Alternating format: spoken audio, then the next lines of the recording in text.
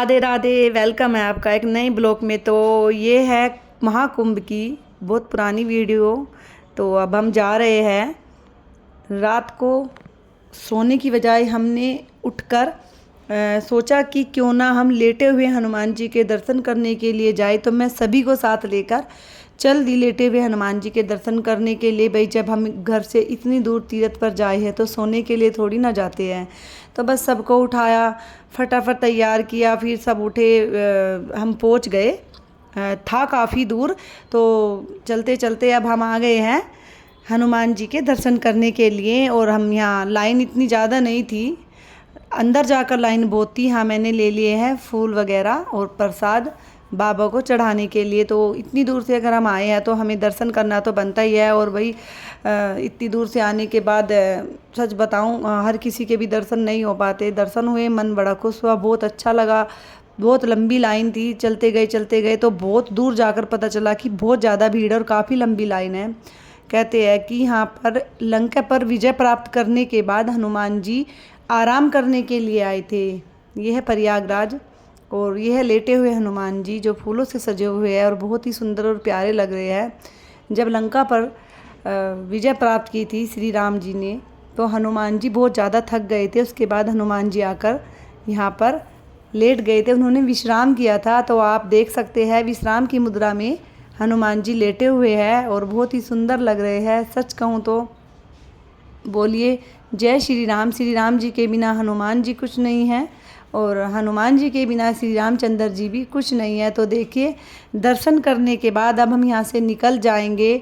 महाकुंभ का मेला इतना बड़ा था और सुंदर था बहुत। ये देखिए, हम घूमते घूमते थक गए। और यहाँ पर और भी बहुत सुंदर सुंदर मंदिर थे जहाँ हम जा ही नहीं पाए। सच बताए तो काफ़ी बड़ा मेला लगा हुआ था। जब हम मंदिर से निकले, थोड़ी दूर पहुँचे तो देखे नागा साधु रुद्राक्ष बांट रहे थे। तो भाई हमारा तो भाग्य। मैंने तो कहा कोई बात नहीं भाई, चलिए साक्षात महादेव के दर्शन हो गए। नागा साधु से दो रुद्राक्ष लिए आशीर्वाद के रूप में। मैं बड़ी खुश हुई कि बाबा ने, हनुमान जी ने साथ साथ आशीर्वाद भी दे दिया। उसके बाद मेला दूर दूर तक खाली था। सभी अपने अपने सभी विश्राम करने के लिए चले गए हैं। भाई हम आए, घूमे फिरे, फिर अब हम उठकर चल दिए चित्रकूट दर्शन के लिए। प्रयागराज बहुत सुंदर है। आपको कभी बिना महाकुंभ के भी अवसर मिले तो आप जा सकते हैं स्नान करने के लिए महाकुंभ में। तो घूमिएगा, बहुत अच्छा है। और लेटे हुए हनुमान जी के दर्शन भी करिएगा ज़रूर और चित्रकूट भी घूमने के लिए ज़रूर जाइएगा। मैं तो बहुत आनंद लिया। हम सब ने घूमे फिरे महाकुंभ में, मेले में, बचपन भी याद आ गया। सही बताऊं, बड़ा अच्छा लगा। और फिर हम सभी चल दिए चित्रकूट के लिए। तो अभी माता सीता और सती अनसुईया के दर्शन करेंगे और मैं आपको दर्शन कराऊंगी मंदगिरी पर्वत के। तो ये देखिए, अब चलते चलते रास्ते में है बहुत घना जंगल और अब तो कुछ भी नहीं है। कभी श्री रामचंद्र भगवान ने यहाँ वनवास किया था तो काफ़ी घना जंगल था। तो अब तो हर जगह सुविधाएं हो गई है, रास्ते बन गए हैं। तो अब उसके बाद हम पहुंच गए हैं चित्रकूट धाम में। देखिए, बहुत ऊंचे ऊंचे पहाड़ है, बहुत घना जंगल रहा है कभी किसी टाइम में। तो अब यहाँ पर थोड़ी देर के लिए ऑटो खड़ा करने के बाद अब हम जाएंगे माता सीता, माता सती अनसुईया के सभी के दर्शन करेंगे। तो आइए चलते हैं। तो यहाँ पर है मंदाकिनी नदी। जब माता सीता वनवास के लिए आई थी तब वो अकेली थी। तो कहते हैं ना, भगवान की लीला कोई नहीं जानता। तो सती अनसुईया माता उन्हें यहाँ पर मिली थी और ये है मंदाकिनी नदी। जब माता सीता को प्यास लगी तो माता सती अनसुईया ने मतलब ये नदी प्रकट की थी। और यहाँ पर माता सीता भोजन बनाने के बाद बर्तन मैंने सुना वहाँ के लोगों ने बताया कि माता को सीता जब उसके बाद यहाँ से लेटे हुए हनुमान जी आपने माँ की तरह प्रेम करती थी, राजी थी, पूछ दुलार कराकर लेट गए। उसके बाद माता सीता कमेंट में बताइएगा क्या कहानी है। तो यहाँ घंटा नाद करने के बाद ही हम दर्शन कर सकते हैं। स्नान वगैरह परंपरा है और यहाँ नदी ने ही मतलब मंदाकिनी नदी ने भी समा दिया, उनसे बहुत प्रेम किया। और माता सीता के कहने पर साथ जो भी ऋषि मुनि थे और ये सारी चीजें भेंट स्वरूप माता अनसुईया ने वहाँ यहीं पर है माता सीता है वो मैंने आपको ये मंदिर है जिसमें सभी भगवान बस उसके बाद विराजमान है और सभी की विग्रह है जो बहुत ही सुंदर है अंदर से और दर्शन में यहाँ पर बड़ा ही अनोखा है। यहाँ आने के बाद मेरा मन बड़ा सीता माता सभी भगवान की सुंदर सुंदर विग्रह और सभी ऐसा लगा कि मतलब ऋषि मुनियों की समाधियां हैं भगवान ने बहुत अच्छा लगेगा आप जब कभी यहाँ पर दर्शन करने के लिए। और ये है सती सीता जहाँ पर श्री रामचंद्र भगवान ने माता सीता का अपने हाथों से श्रृंगार किया था। कहते हैं यहाँ बैठने के बाद उसके बाद हम आ गए हैं थोड़ी देर बैठना जरूर चाहिए वहाँ के जो स्नान करने के लिए कथा सुनाते हैं और थोड़ा दान करना चाहिए। इस कुंड के अंदर वे हवन करती पुण्य मिलता है और यहाँ पर माता सीता आती पूजा करती हवन करने के लिए है वो हवन नदी में स्नान किया जल भरा हुआ है उधर बैठ के पूजा करती तो इधर बैठकर माता सीता करती थी यहाँ पर बैठकर पूजा करती थी। उस कुंड में जल है तो जो भी आप कुंड में जो जल बनाते हैं तो वहाँ पर धो सकते हैं। उधर नदी पर मंदार से जल लेकर अपने ऊपर छिड़काव करते हैं और मतलब अपने आप को शुद्ध करते हैं। थोड़ी देर के लिए मामी भांजी बैठ गए थे शिला पर और आनंद ले रहे थे मंदाकिनी नदी का। और ये है मंदगिरी पर्वत। अब आ गए हैं वहाँ से निकलकर मंदगिरी पर्वत पर जहाँ पर 11.5 साल श्री रामचंद्र भगवान ने वास किया था। अब चलिए मंदगिरी पर्वत के नीचे चलते हैं।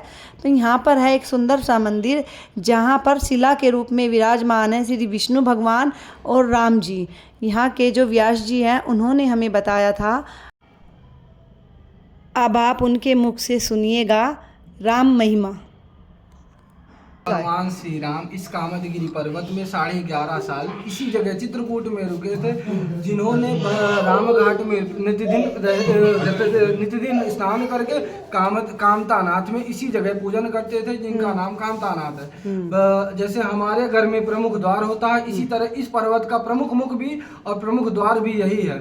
और ये जैसे भगवान नित्य पूजन करते थे, नित्य पूजन करने से भगवान कामतानाथ श्री नारायण के रूप में यहाँ पर विराजमान हुए, जो शालिग्राम रूप में है। और शालिग्राम रूप में होने के बाद 2 शालिग्राम सामने दिखाई देते हैं और 5 अंदर हैं। 5 अंदर हैं। अच्छा। जिनकी हमने सुना है क्योंकि हमारे पूर्वज बताते आ रहे हैं, कभी इनके दूध की धारा, कभी यहाँ जल की धारा किसी भी टाइम कभी भी कितनी भी देर कभी भी निकल सकती है। कामदगिरी पर्वत के होने के कारण यहाँ पर इनका नाम कामतानाथ। बड़ी मूर्ति भगवान विष्णु की है, जिनको नारायण कहा गया है। छोटी मूर्ति बनाई हुई है जो श्री राम की है। ये चरण पादुका है भरत जी की, ये राम जी की है। अच्छा, राम जी का स्पर्श है क्योंकि जो ओरिजिनल है वो अयोध्या जा चुकी थी, भगवान भरत जी सर पे रख के ले गए थे और एक दिन के लिए यहाँ पर एक दिन का विश्राम रात्रि का यहीं पर भरत जी रुके थे। सीताराम।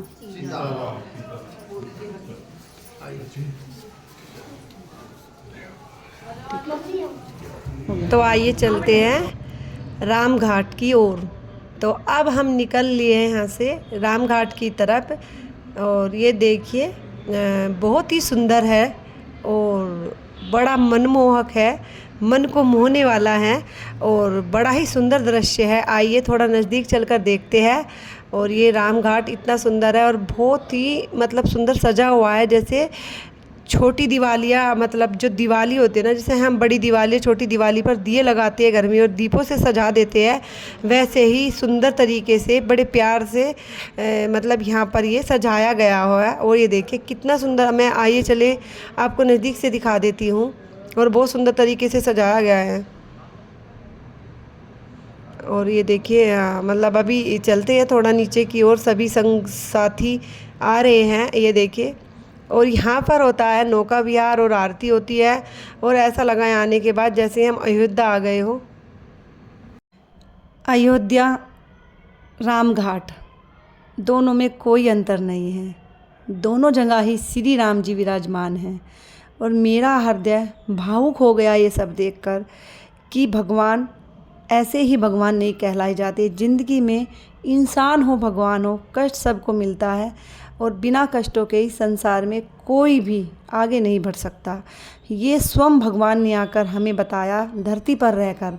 यहाँ पर श्री रामचंद्र भगवान मंदगिरी पर्वत पर रहते थे। यहाँ सुबह शाम स्नान करने के लिए आते थे और माँ गंगा की आरती किया करते थे। तो आइए चलते हैं घर की तरफ। काफ़ी समय हो गया प्रयागराज घूमते हुए। तो आप सबको मेरा ये ब्लॉग कैसा लगा तो कमेंट में जय श्री राम ज़रूर लिखिएगा। मिलते हैं जल्द ही अगले ब्लॉग में। तो चैनल को सब्सक्राइब करिएगा, वीडियो लाइक शेयर ज़रूर करिएगा और कमेंट ज़रूर करके बताइएगा। थैंक